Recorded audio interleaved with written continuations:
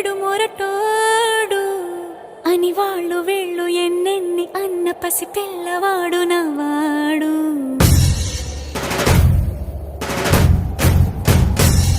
విడు ముండోడు అని ఊరు వాడ అనుకున్న గాని మహారాజు నాకు నవ్వాడు.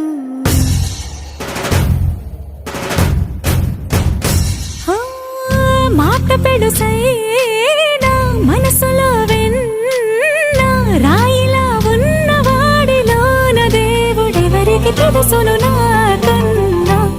సూసేకి అగ్గిరవ్వ మాదిరే ఉంటా